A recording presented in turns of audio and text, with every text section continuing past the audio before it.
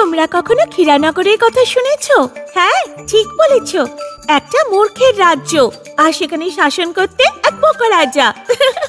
সব গল্প আর গান ওই রাজ্যে। সবার প্রথমে যে গল্পটা শোনাবো, জামা কাপড় না পরা রাজা, গল্প থেকে জানতে পারবে কিভাবে ক্ষীরানগরের রাজাকে ধোঁকা দেওয়া হয়েছিল।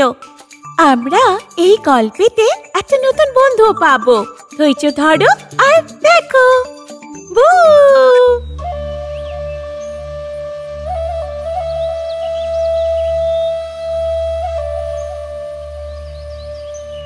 ক্ষীরানগর নামে একটা রাজ্য ছিল। চিত্রাঙ্গথা নামের এক তাঁতি আর তার পরিবার থাকত। অনেক পরিশ্রম করার পরেও খুব কষ্ট করে ওদের একবেলার খাবার জুটত। প্রচণ্ড গরম আর দুর্ভিক্ষের কারণে মানুষের কষ্টের সীমা ছিল না। কিন্তু রাজা সুম্ভাকান, যিনি রাজ্য শাসন করতেন, তিনি প্রচুর খরচা করতেন আর খুবই এলাহিভাবে জীবন কাটাতেন। উনি নিজের রাজ্য নিয়ে কোনো চিন্তাই করতেন না আর নিজের খারাপ অভ্যেসও ছাড়তে চাইতেন না।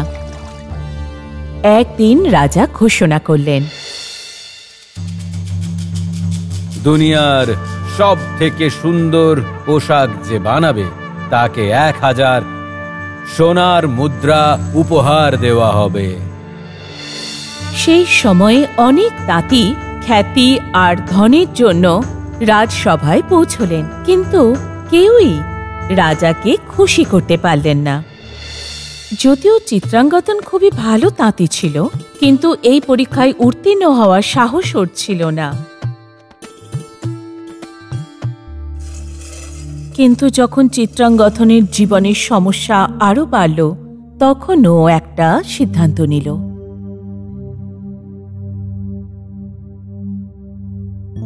যদি আমি সবথেকে ভালো পোশাক বানিয়েও দিই, তাহলে রাজা খুশি হবে না। আমি রাজাকে মজা দেখাবো, ওর এই অহংকার চূর্ণ করে দেব। একদিন চিত্রাঙ্গথন ধনী তাঁতির মতন সাজগোজ করল আর রাজার প্রাসাদের দিকে এগিয়ে চলল। চিত্রাঙ্গথন একটা গাছের নিচে এক ক্ষুধার্ত ছোট বাচ্চাকে দেখল, আর তাকে দেখে চিত্রাঙ্গথনের মনে মায়া জাগল। তোমার নাম কি বাবু? ভেরো।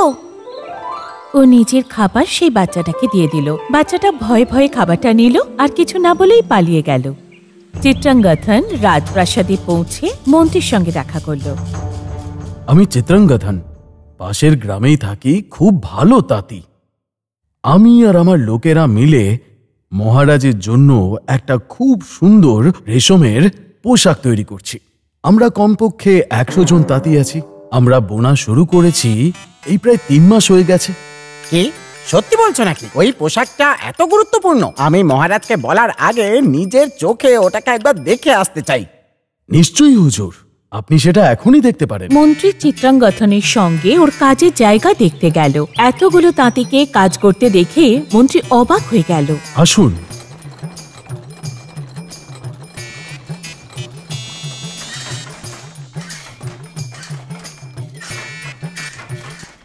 হুজুর, আপনি কি ওই স্বর্ণালী সুতোটা দেখতে পেলেন? উনি যেই সুতোটা দিয়ে কাপড়টা বানাচ্ছে সেটা একটা দুর্লভ হীরে। চিত্রাঙ্গথন ওই রেশমের কাপড়ের ব্যাপারে অনেক কিছু শোনালো। এই রেশমের কাপড়টির গুরুত্ব সোনা বা হীরের জন্য নয়, কিন্তু এর আসল গুরুত্বটা হলো এটা শুধু বুদ্ধিমান লোকেরাই দেখতে পারে, বোকা লোকেরা দেখতে পায় না। কিন্তু চিত্রাঙ্গথন, আমার চোখ ওই হীরের কাপড়টা দেখেই ঝলসে যাচ্ছে। আমি মহারাজকে বলে তোমায় 1000 নয়, বরঞ্চ 10,000 সোনার মুদ্রা দেব। ওই রেশমের পোশাকটাকে এতটাই সুন্দর? আজ্ঞে মহারাজ, এটা শুধু বুদ্ধিমান মানুষরাই দেখতে পারে মহারাজ। বাহ বাহ, খুব ভালো। ওই অদ্ভুত পোশাকটা পরে আমি জানতে পারবো যে রাজ্যে কতজন বুদ্ধিমান লোক আছে।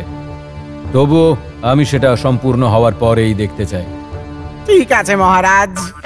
রেশমের পোশাকের কথা ভেবে রাজা অস্থির হয়ে উঠছিলেন।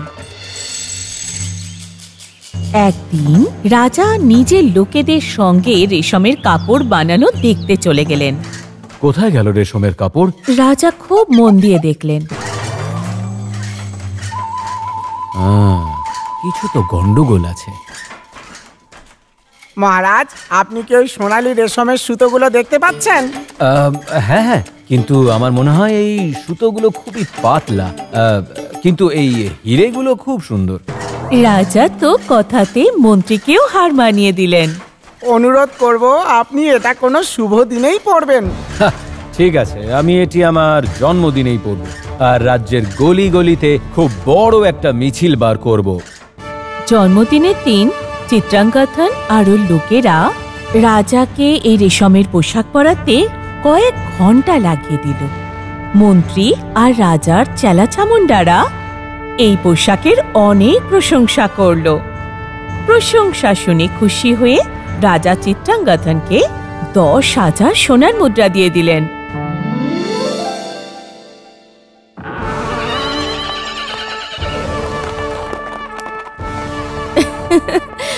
যারা যারা রাজাকে এই নতুন রেশমের পোশাকে দেখল, তারা অবাক হয়ে গেল।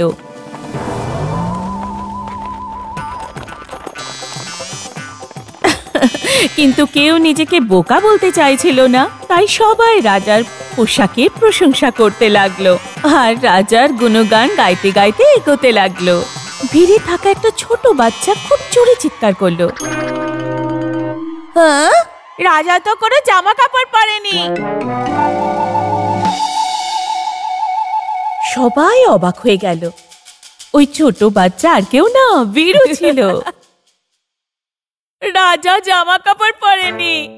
বীরু আবার চিৎকার করলো। সবাই তখন ফিসফিস করে বলল, রাজা আসলে কাপড়ই পরেনি, বিনা জামা কাপড়ের রাজা, রাজা কিছুই পরেনি তো।